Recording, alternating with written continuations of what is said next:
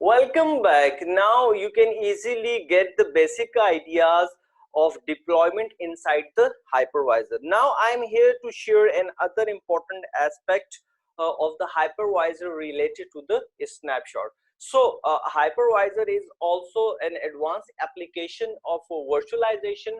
So it means that it has also the feature of a snapshot, and we get the basic idea of the snapshot that this tool or this feature is used to revert your operating system or your virtual machine into previous state. So here, if you done any kind of updates, or if you get failed or any kind of deployments in the production network, and now you want to revert the setting, you can also utilize the snapshot option over here. Right now, if you want to take the snapshot of this virtual machine, right click on it,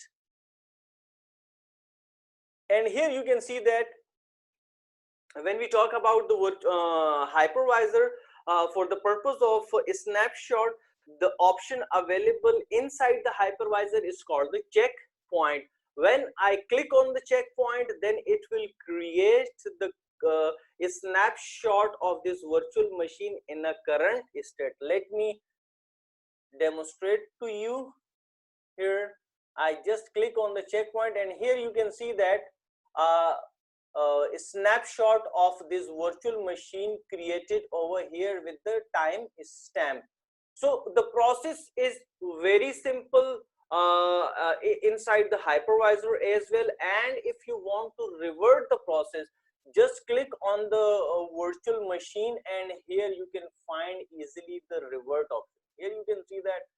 So we can revert from here as well. So the snapshot process is the same, but the term which we use for a snapshot is called the checkpoint. So I hope that you get another concept related to the snapshot. So let's move further, and now we explore more options related to the virtualization industry.